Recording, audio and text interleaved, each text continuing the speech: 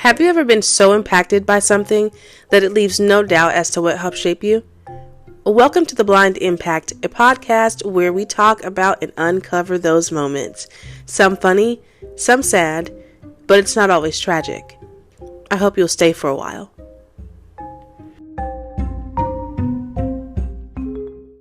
Okay, guys, so this is Ernie, our guest today. And Ernie, is there anything that you'd like to tell us, share about yourself, any achievements, accomplishments, any major events in your life you want to share aside I from your guess story? I guess I'll do a little bit of backstory. Okay. Well, my name's Ernie. I am 28 years old. Actually, I turn 29 next month, so that's kind of Okay. soon. Hey. Uh, um, I am born and raised here in Fort Worth, Texas. I am married with my beautiful bride of 3 years, working on four. We've actually been high school sweethearts for 12 years. Oh, wow. Um, yeah, everyone usually people ask us like, "Oh, what took you so long? What took you so long?" But Yeah. in all honesty, like we were in high school, and at the same time, she went to college and she was going for a master's degree. So I didn't want to put the stress of a wedding on top of all that master's program. So that's why I Right. waited. I mean, um, makes sense. yeah, it's a lot. It's a lot of planning. Yeah. Um, uh, I guess I was in the restaurant world for 9 years and management for the last year and a half of it, and now here I am driving big old CDL trucks and delivering beer out here in this area. Delivering the Yep, beer. that's what I do now. Oh, man. Complete career change. So what do you think you do? Like if you weren't in the restaurant and you're not doing what you're currently doing, like what would you have decided to do? Honestly, the goal as a kid was I always wanted to own my own restaurant, but Oh, as I got older, I realized like the business is insanely difficult because you have to be there all the time. right. And it's so hard, especially after COVID. Like doing management through COVID, it was just so hard to keep employees. There's so much debacle to that industry. It was time for a change, especially when we had our son on the way, and I wanted to be more home because my growing up, my dad was in the restaurants, and my parents were divorced when I was like 5, so I didn't see Okay. dad much, and I didn't want that same thing for my son. Wow. I mean, that's a great goal. You Yeah, know. it was scary because, like I said, career change when your son's almost here. You're like, you don't know what you're doing. You just kind of have to Oh go from there. no. Oh, that is. Yeah, Wow. Yeah, that is scary. yeah, but it turned out to be a huge blessing. Yeah. We're making more than we did before in the restaurant world, and we're actually home on the weekends and home every night. See, you never know. That's never know what paths will where your path will lead you if you just step out there. Yeah, absolutely. Yeah, can't really be too afraid. When I and there was a quote that I heard I kind of not live by, but there's a quote that I do try to impart in decisions that I make, and it says you'll never see the world if you're too afraid to leave the shore. Yeah, I completely agree with that. Yeah, it makes so much sense. So I'm glad you did that, and now you're happy to get to be with your Yeah, son. That's absolutely. Because exciting. yeah, my wife and I, we're religious. We're Christians. We were Yeah. very. I feel like at that time when before our son was here, we were at closest with God, and it was just one of those things. You kind of Oh. just put it in His hands and Yeah. trust in His path for you. Like, because I knew that restaurant world wasn't going to work out at all. Oh man. So, like I said, it's a blessing from here. Yeah, and definitely is. So I'm glad you did that. Me So, too. so Ernie, what's your story today? So my story is going to be about I guess you can call it a traumatic blessing from my Oh, son, who's our firstborn.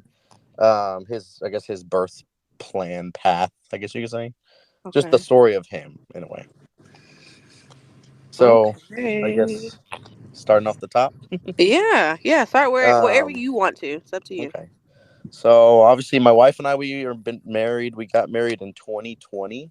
Okay. Um, since we had already been together for so many years, we were already had the idea of like let's get married, and we do want to start like trying for our family. Um, Hmm. it kind of worked out perfectly because we were in the process of buying a house as we got married. So Okay. we had the house right when we were done getting married. So we started right away, and um, it was only I want to say like 3 months, and then she finally like we realized we were pregnant. Maybe 4 months. Oh, wow. So we were super excited, praising God, everything. Yeah. Uh, Excited because you're starting your own family, you know. Mm-hmm. So everyone knows around 18 weeks, I'd say, like that mark is when you learn like the gender reveal, or not the Okay. gender reveal, but like you have the anatomy scan for the baby, so you're figuring out like what it is, how everything's looking, how they're measuring. Mm-hmm. So that comes around, and all the other previous scans we had done were perfectly fine. I guess you could say they do all like the blood work and stuff, looking for any like chromosomal disorders or gestational diabetes. Actually, I don't know if that's actually in the beginning or towards the end, but all the testing to Yeah, see how it's more everything is towards that. going. Okay. Um, so at that anatomy scan, everything before that had been looking great. At the anatomy scan, we're on cloud nine. We're getting to figure out if we're having a boy or a girl.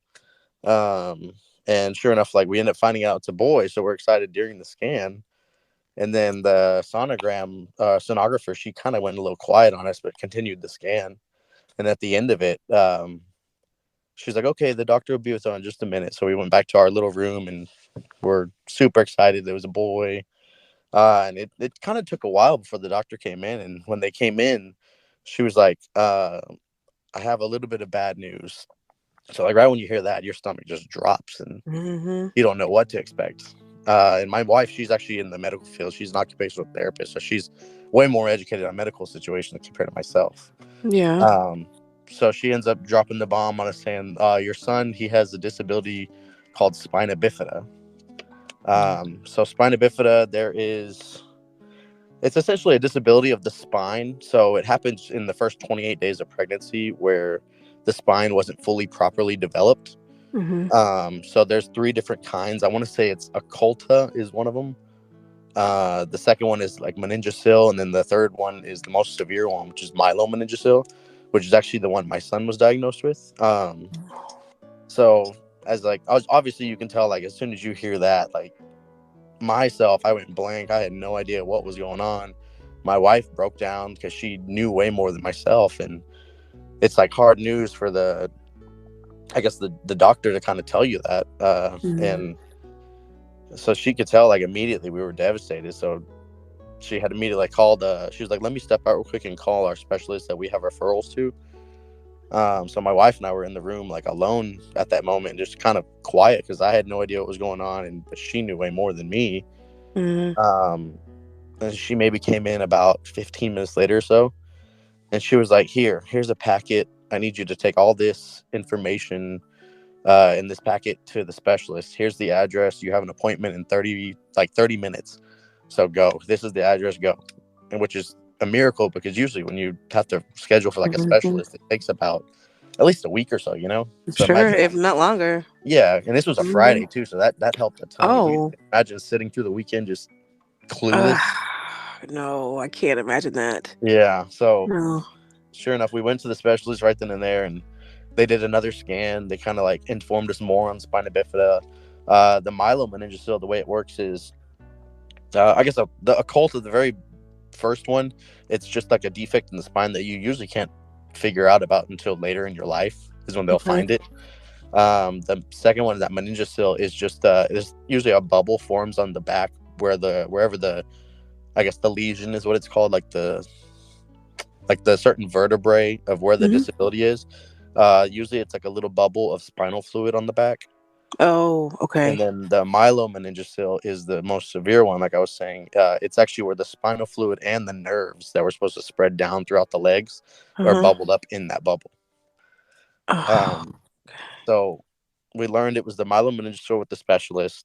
Um, right then and there, like I said, you're already kind of lost again. mm-hmm. So I guess you could say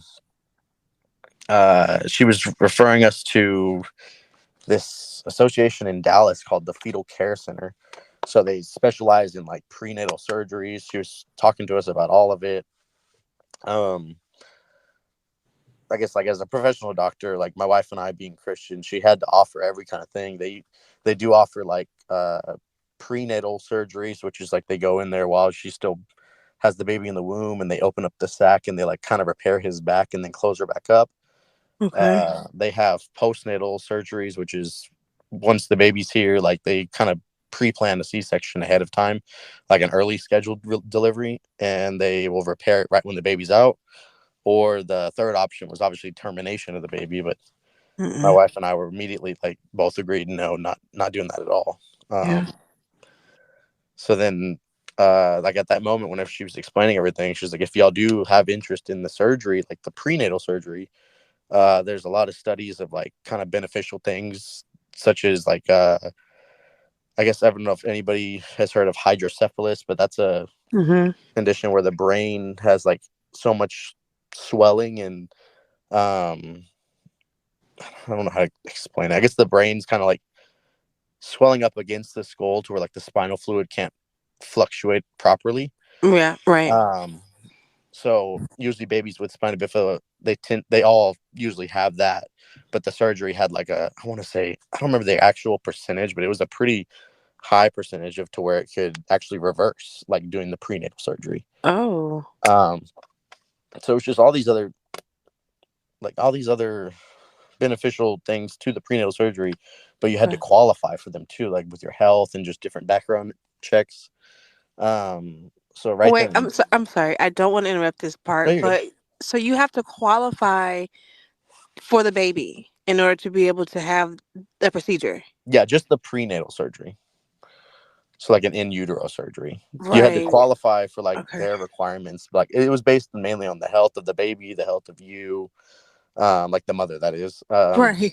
It was just like different circumstances that you had to qualify. The baby couldn't have any kind of other chromosomal disorders. Okay. So like right then and there, as we're deciding like if we want to further our, I guess, like learning of the possible prenatal surgery, we had Mhm. to do this thing called an amniocentesis, which is right then and there. Mhm. Essentially they put in like a big needle right into her stomach, and they have to get like some of the amniotic Fluid. fluid, I think it's Mhm. called, Yes. out of the womb to test that. So immediately my wife, the superhero, just was like, yes, do it right now. Like I need to know everything. Yeah. So like just all that happening, I want to say it was probably within like 3 hours all this stuff was happening. It was like Oh goodness. just a whirlwind going through both of our heads. Like as she was doing that procedure, like I was breaking down, my wife was breaking Yeah. down and like shaking, and I was just trying to like hold her hand and be there. Yeah. It's just like a whirlwind, you know. So I guess that kind of goes on, and then she kind of gets us into talks. She started, I guess, the conversation with the fetal care center people in Dallas, because we were looking into actually going through with that prenatal surgery because of the benefits. Mhm. Um, so we ended up, that was pretty much it, like for that day alone. Okay. So then we did schedule some appointments with the fetal care people in Dallas. That was on, I think it was the following Tuesday we had the appointment scheduled for. Um, so we kind of like had that plan going. We went home that day. I actually had to go to the work because it was still kind of during COVID time, because it was 2021, like early January, February. Mhm. I think it was It might have been February or March, somewhere in there. Um, Actually, it was March. I'm sorry. No, you're fine. uh, but it was. I had to go into the restaurant at that time because I had to work. I was supposed to be there at 12, but our appointment getting pushed to like that specialist. I guess kind of pushed me Ran back at over. work. Yeah. So I had told them and everything, and because my cousins were the ones that owned the restaurant. So I went in at like 5 o'clock whenever I told them I'd be there, and I was just white, pale face, AirPods in my head because I just was spaced out, didn't want to talk to Yeah. anybody. But then my cousin ended up calling me into the office, and he was like, "Hey man, like, is everything okay?" Because I had messaged him earlier, like, "Hey, something happened with the baby. I'm gonna have to come in late." So Mm. like when he closed the door and like just asked me that, I just completely like melted down. Yeah. Yeah, Yep. it was frightening at that time. Yes. I guess you could say very traumatic, because like it's your first kid you're expecting, and you just got this huge curveball thrown at you. Yeah, major curveball, and then Yeah. and then probably I don't know if you've actually heard of spina bifida prior to your baby, but I mean that's something in itself that it's just so beyond alarming because you don't even know. right? Just out of knowing someone else with it, you don't know what to expect with it.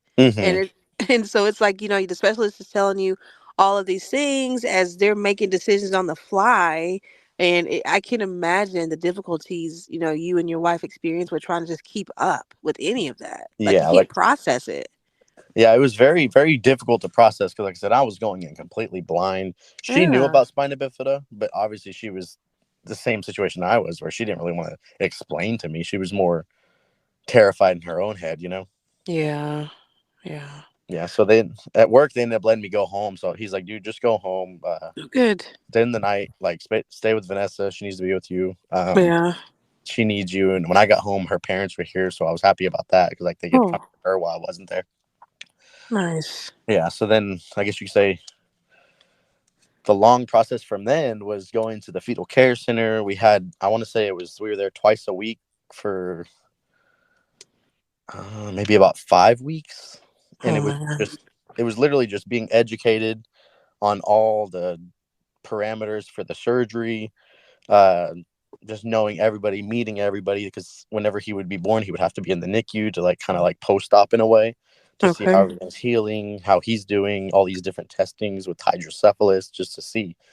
Um, so that was a continuous nonstop twice a week with the specialist, and then I'm sorry, with the fetal care center, and then we were still visiting the specialist because the OB pretty much like released us to the specialist because they Oh, could be able to see more. okay. So we pretty much were doing like 3 appointments a week, just watching over baby boy.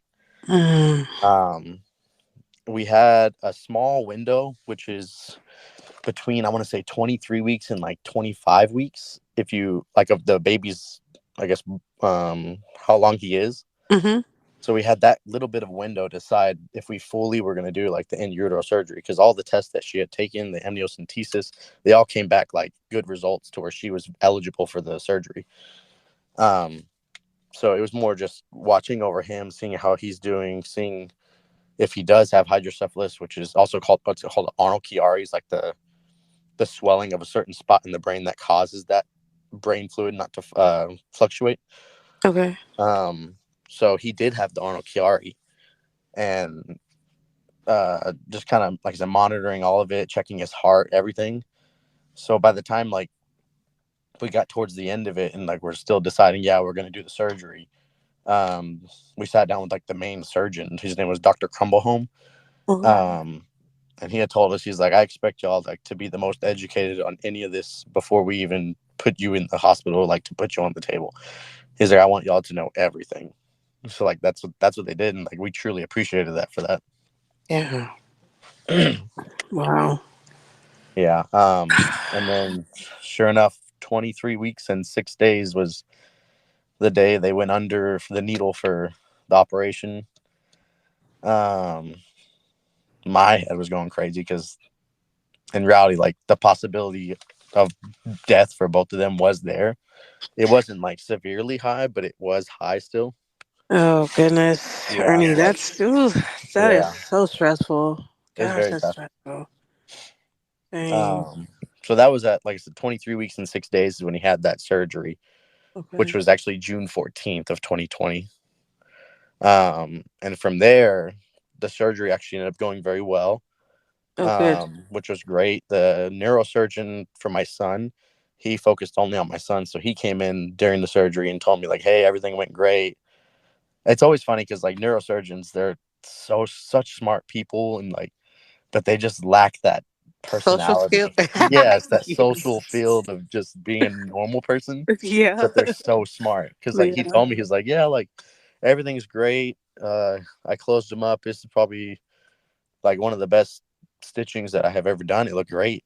Oh. He's like, and mom, they're closing her up right now. So Okay. yeah, they'll come in here and update you on her. Pretty much like only his patient was the son, which makes sense. Yeah. Yeah. So he's like, okay, well, I got to get on a flight. I got to go to New York. So have a good day. Oh I wow. was like, all right, well, thank you. So I'm Probably still for kind another surgery, huh? of, yeah. Jeez. So then when my wife came back, like everything, the doctors told me everything went well. They're going to monitor her for the few days and everything. And it's like, finally was like a small relief. Yeah. because like they're both doing well now. Because Mhm. in reality, like whenever they did leave the room, I'm sorry, Yeah. whenever they did leave the room, I broke down again just like by myself, and I just immediately started praying, Yep. like There you just go. yeah, like just help me make it through this. And magically, I don't know, I don't remember it at all, but I had just fallen asleep. Oh. Yeah, I just like completely fell Wow. asleep, which was insane. Oh, you know what? I want to say like that gave me chills, right? So like Yeah, all that is for you, that is just the peace of Jesus Christ. I mean that's it just is. oh my goodness. Okay, I'm sorry. Okay, go ahead. No, you're good. Like I'm just right there with you because I still Oh, sit back today and I'm in awe about it. Like I'm sitting here bawling my eyes out, worrying yeah. about my wife and future son, and then like Yes. praying at the moment, and you fall asleep during prayer. Like that's just Yep. that's his work. You know it. Only. Oh my Yeah. goodness. Wow. Yeah. So then when I guess like I said, she was back in the room and the doctors and surgeons were saying that everything went great, just monitoring for a few days. She Hmm. was still down at the moment, but when she did wake up, the first thing she had said was like, "Is baby boy okay?" And like Oh. that was like I kind of broke down again, like, "Yeah, y'all are Yeah. doing great," is what everyone's saying. So we need to make sure you recover and he keeps growing. Yeah. Yep. Because like I said, he's only 23 weeks and 6 days at this point, so Uh, he's still got ways long to to go. go. Yeah. Yeah. So then, so after all the hospital things and everything was going well. He was doing well. His heart was doing strong.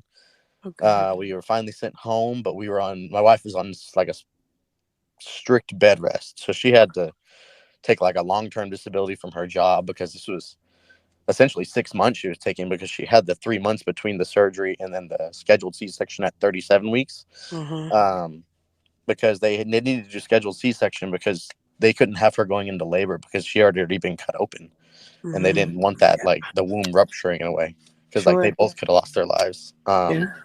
So we were on bed rest for 3 months, and then the goal was to get to that 37 weeks, and then that's when she would have another C-section for him to actually be here. Um, we did have a scan 2 weeks post-op, so 2 weeks from that day they had the surgery, we went back into the fetal care center in Dallas, and they did another sonogram and they did a new scan on him, like an MRI, so they can see all the how his brain was doing. And Mm. miraculously, like the main reason we had decided on the surgery was um the Arnold Chiari, the hydrocephalus, and like they had said, there was like a high percentage it reversed, so that brain swelling wasn't there anymore. It was Oh. insane. Oh my goodness. And remind me next time I do see you, I'll show you the picture. It's crazy looking because you see like the brain fluid actually like being able to circulate within that brain. Oh. Oh yeah, I'd Yeah, love to see that. it's crazy. Wow. Yeah, so Jeez. that really brought our hopes up a lot more, just because the reason we did this surgery was we already knew his life was going to be harder than your common person, so we wanted, Hmm. if we can do anything for him to make it a little bit easier, that was our goal. Yeah. Sure. Yeah. And then I guess, yeah, just throughout those 3 months after the surgery, bed rest, and we were back in the specialist. We only had to go to the fetal care center, I think, about once a week after that, just to Okay. continue to monitor him.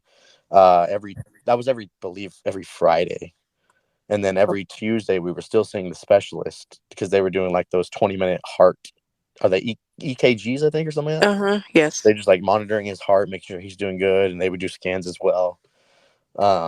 But it was just a long process of just staying home and making sure she was okay. But Yeah. I was obviously still working because nobody can support themselves on 3 months, Right. 6 months of sitting around.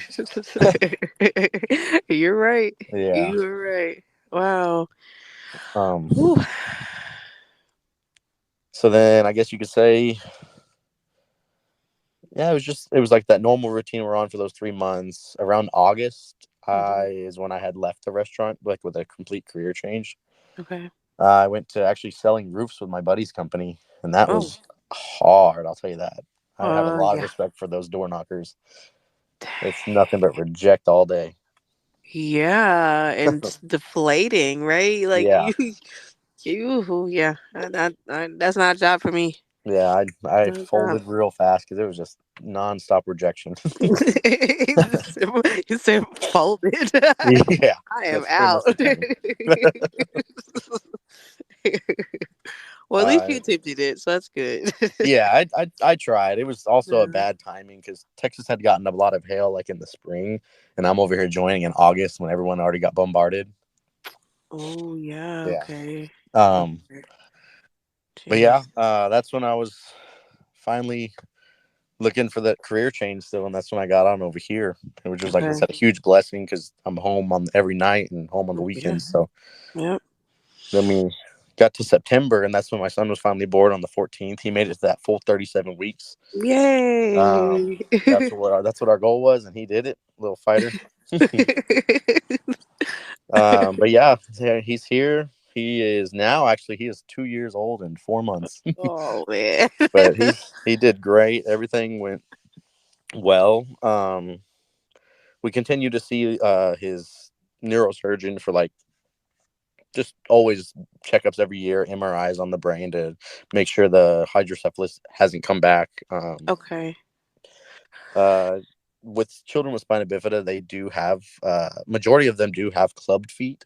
It Hmm. like they're born with it. So we've been on that battle for his entire life. I think he was about what 2 months, 3 months old when he got his first cast to start the correction process.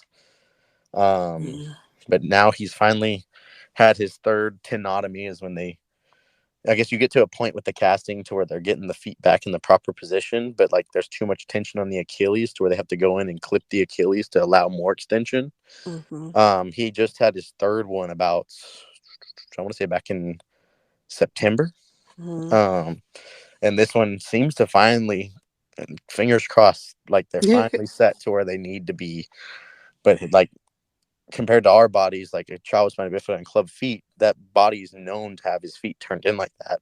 So if you Hmm. just don't watch it and don't like make sure you have his braces on and stuff, they can try and fold back in because that's just what his body knows. Mm. So we're still on that battle, but doing well, but still a little bit of fight right now. Yeah. Um, but yeah, he's doing well. My wife and I, we sit here and look back on at the entire journey we've had with him, like all the stress and, like I said, trauma, because it was really just a traumatic day. Just we call the in the spina bifida community, they call it the D day, the diagnosis day, because Oh. it's always like a whirlwind that day alone. Yeah. Um, but we sit back and like look at it, like we never fully got to process it, I guess you could say. But then at the same time, like we look at our son and we're like, this kid's like the biggest blessing in our entire lives and a lot of our family's lives. Yeah. He's Yeah. got he's the bravest, strongest kid. Uh, Oh he's just a goodness. complete miracle. Always joyful and happy. I I look up to him because I truly feel like God uses him as a light to the world because anywhere we go, he just shines to everybody. Yeah. Yep. And I remember the day you showed me the picture of him, and I felt the same way. And I remember like the rest of my time at work, and then I was driving home, and I just kept seeing him, like his face, and I was like, oh my goodness, this kid is such a light. Like I could Hmm. not figure out what it was, but he is absolutely adorable. And it just there's just so much just shining through him. So I Hmm. could understand exactly why people say that about him. Yeah, like we look up to him so much, and like I said, whenever we did first get pregnant, like we were at our closest moments with God, but throughout that Yeah. entire journey, you sit there and question things like Yeah. why us, everything, like all the questions you can think of, like. Yeah. But now looking back on it, like I truly feel like God blessed us with him because he knew we could handle him. Oh. Knew we would be he knew we would be the best parents for him because I know for a fact the divorce rate these days is insane. But my wife and I have always been very structurally sound because she came from a very loving family, like parents been married for 40 something years now. And Mhm. my like I said, I came from the divorce. So I always told myself I want better for myself and my family. Yes, Like sir. I'm always gonna be there for my wife and kids. So we Yeah. both have always had that structure and we've always talked about it, like be better, you know? Right. Right. And you're being better. Yeah. You're So being better. So, okay, so do you want to tell a little bit about your son? Is there anything like outside of him being that light? Is there anything like you want to share with the audience about him? I mean, yeah, he's like I say, he's 2 years old. His name is Yeah, Sammy.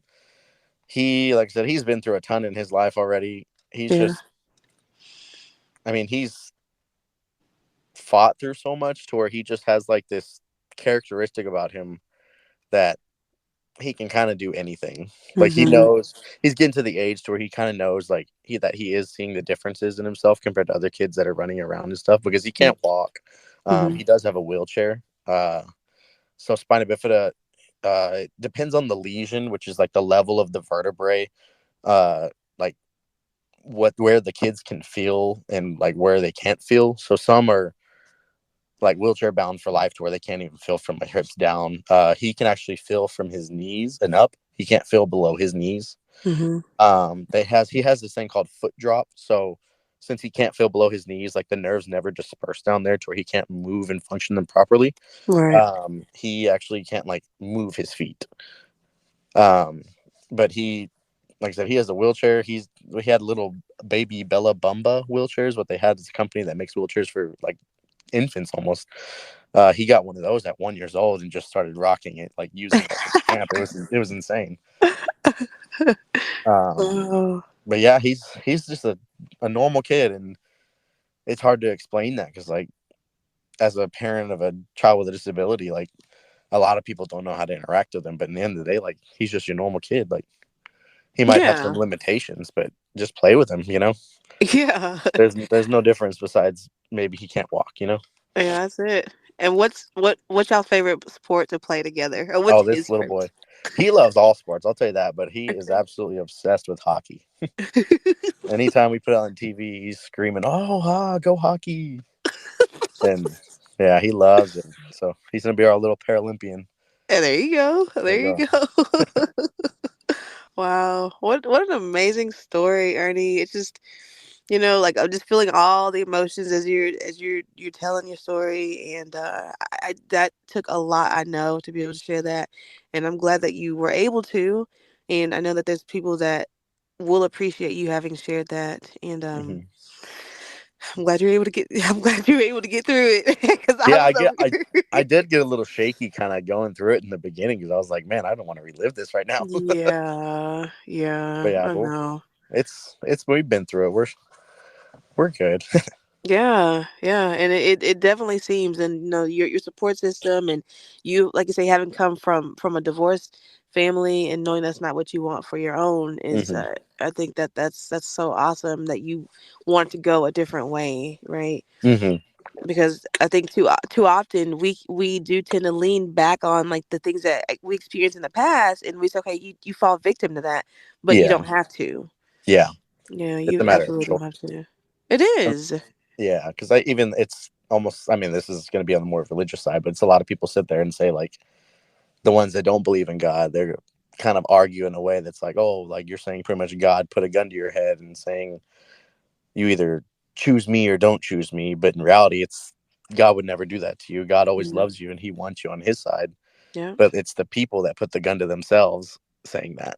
Ooh. Yeah, that's a good one.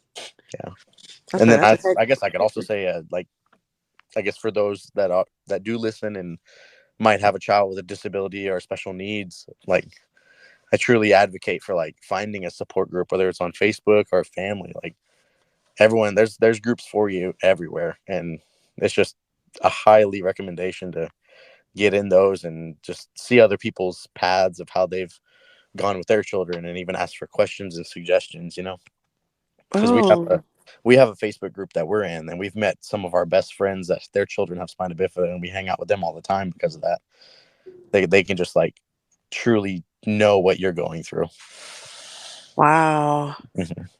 Yeah, wow, that is such an important piece of advice, and a great recommendation for anybody who obviously wouldn't have been aware of that. But I can't imagine just having somebody who's already kind of gone through it or going through it, and they can help you guys being younger, to kind of find your way through that, and let you Hmm. know that it's it's not going to be sunny days all the time, but there is sun there. There's sunshine out there for you. There So is.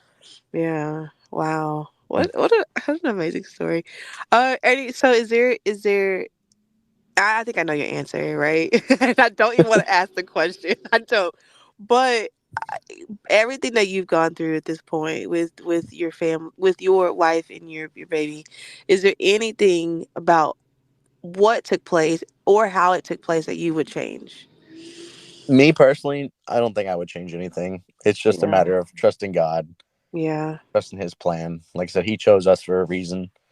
Like I said, the Yes. divorce rates are so high, and within the disability community, I know for a fact it's even higher because it's just too tough on parents. But we trust in Him, we trust in each other, and support each other and love each other to where we're Right. always going to be there for Him and make sure He's taken care of and is raised the right way. Yeah. Do you think you can speak to any of that about like the divorce rates, like being high? So aside from the obvious reasons, I guess. Yeah, But I don't know the exact number, but I know for a fact, like in America, I believe last time I read it was like 50% of marriages end in divorce. And I don't like I don't know the number, but I know for a fact it's higher in the disability community.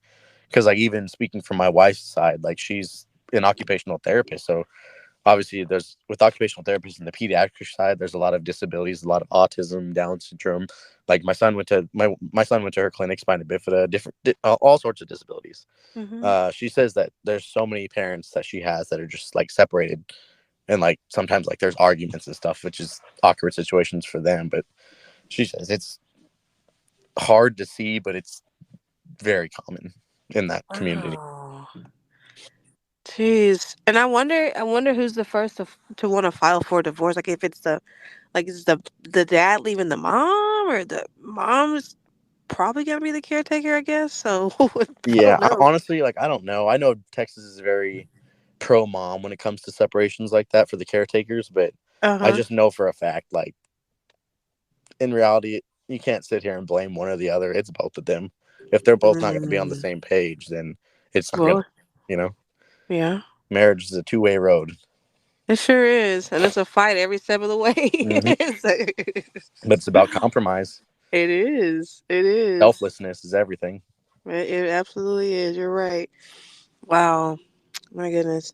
Well, Ernie, I thank you for all of your time. This has been a really, really great talk with you, and I know that your son, he's gonna be something really, really amazing in this life, and he's a blessing to y'all already, and I just can't wait to see how big of a blessing he's gonna be to the rest of the world. So, you keep doing what you're doing with him. Keep being that awesome dad, because I mean, I have to give it to you. Like, all the dates, everything that you just listed off, like the appointments and the names of the different offices that he had to go to. That's amazing. That is amazing. That means that you were there 100% involved, at work or not. You were there. So, and I know you're going to continue to be. So, Yep, I will always be there. And thank you for yeah, having me. It was you're fun. welcome. Sorry if I jabbered on for a little bit too long at some segments. No, that's what it's about, right? So it's a Mhm. platform for you to be able to tell your story, and so it's not a problem here. But Aaron, if there's nothing else that you'd like to add, I'm gonna go ahead and wrap this up. I think I'm good. Okay, all right. Hey guys, this has been the Blind Impact. Today's guest has been Ernie, and I cannot wait for you guys to hear his story. And Ernie, I'll be talking to you soon. And again, thank you. Thank you. You're welcome. Bye bye.